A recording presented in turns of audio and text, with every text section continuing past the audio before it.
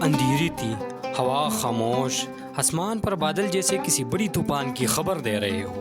ایک صحرا میں گھوڑوں کے قدموں کے چاپ گونج رہے تھے، دھول اڑ رہی تھی، نیزوں کے چمک چاندنی میں کسی بجلی کی طرح چمک رہی تھی۔ ان گھوڑوں کے درمیان ایک جوان سوار تھا، آنکھوں میں آگ، دل میں ایمان اور چہرے پر سکون۔ دشمن اسے دیکھ کر کانپتے، ساتھی اسے دیکھ کر جیت کا یقین پکڑ لیتے۔ کہا جاتا تھا جب وہ اپنی تلوار نیام سے نکالتا تو ظلم خود چھپ جاتا تھا، وہ جہاں جاتا وہاں عدل کی خوشبو پھیلتی۔ اس کا ایک وار جنگ کا فیصلہ بدل دیتا۔ وہ دشمن پر حملہ کرنے سے پہلے دل میں دعا کرتا، اے میرے پروردگار، میرے تلوار سے خون نہیں، انصاف بہے۔ کہا جاتا ہے کہ ایک دن اس کے سامنے ہزاروں صلیبی فوجیں سب بستہ کھڑے تھے، لیکن اس کے چہرے پر نہ خوف نہ گھبراہٹ، بس ایک عزم جسے وہ یقین سے جانتا ہو کہ موت بھی آج اس سے اجازت لے کر آئے گی۔ اس کے گھوڑوں کے قدموں تلے زمین بھی فخر سے لرزتی۔ فوج کے ایک ایسے سپاہی نے آہستہ سے کہا، یہ کون ہے؟ کیا انسان ہے یا تقدیر کا راز؟ اور دوسرا بولا، یہ وہ ہے جس کے آنے سے دشمن کے خیموں میں خاموشی چھا جاتی ہے۔ اور پھر ہوا نے اس کا نام گونجا دیا، صلاح الدین، سلطان صلاح الدین ایوبی۔ شام کا وہ شہر جو ایمان کی تلوار لیے ظلم کے اندھیروں کو چیرنے نکلا، ایک ایسا شخص جو بادشاہ بننے نہیں، امت کو جگانے آیا تھا۔ وہ جب جوان تھا، دنیا میں مسلمان آپس میں لڑ رہے تھے، کوئی دمشق کا بادشاہ، کوئی مصر کا حکمران، سب اپنے تاج کے پیچھے اندھے تھے، مگر اس نوجوان کا دل کسی اور خواب میں جیتا تھا۔ اس نے کہا تھا، میرا تاج بیت المقدس ہے اور میری سلطنت وہ دل ہے جو ایمان سے دھڑکتے ہیں۔ جب اسے مصر کا وزیر بنایا گیا، اس نے سب سے پہلے ظلم کے دروازے بند کر دیے، غریبوں کے لیے بیت المال کھولا، فوج میں انصاف لایا، سپاہیوں سے کہا، جو اللہ کے لیے لڑتا ہے وہ کبھی مال کے لیے نہیں لڑتا۔ لوگ اس کے نام کے قسم کھانے لگے، عیسائی راہب اس کے عدل کے چرچے کرنے لگے، اور وہ شخص جو کبھی ایک عام سا سپاہی تھا اب پوری امت کی امید بن چکا تھا۔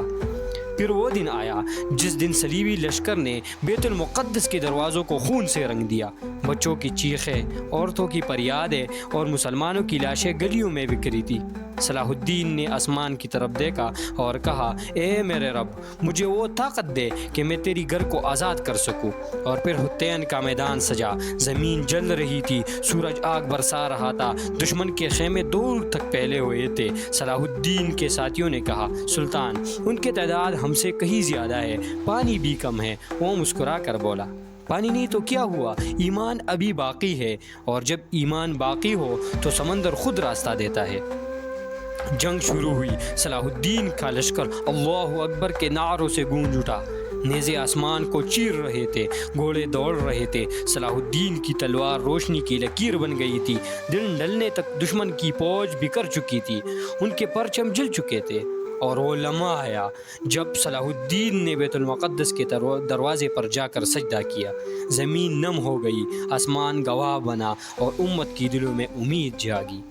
فتح کے بعد لوگ سوچ رہے تھے اب بدلہ ہوگا، خون بہے گا، انتقام کا طوفان اٹھے گا، مگر صلاح الدین کا دل کسی اور دھڑکن پر چلتا تھا۔ اس نے کہا، یہ شہر انتقام کے لیے نہیں، عبادت کے لیے آزاد ہوا ہے، یہ زمین خون سے نہیں، رحمت سے پاک ہوگی۔ اس نے عیسائی عورتوں کو امان دی، بچوں کو خوراک دی، قیدیوں کو رہا کیا، حتیٰ کہ دشمن کے سردار نے کہا، ہم نے بہت سے بادشاہ دیکھے مگر ایسا دل صرف ایک میں پایا، سلطان صلاح الدین میں۔ سال گزرتے گئے، وہ سلطان جس کے ایک اشاروں پر ہزاروں تلواریں بلند ہوتی اب بستر پر تھا، کمزور مگر مطمئن۔ ساتھیوں نے کہا، سلطان، آپ کے پاس خزانے نہیں بچے، نہ محل نہ دولت۔ وہ مسکرایا اور بولا، میں آیا تھا ایک کپڑے میں، جا رہا ہوں اسی کپڑے میں، پھر میں جانتا ہوں میرا رب میرا محتاج نہیں۔ پھر اس نے آنکھیں بند کیے، ہونٹوں پر ہلکی سی مسکراہٹ آئی اور روح پرواز کر گئی، جیسے کوئی فرض پورا کر کے واپس جا رہا ہو۔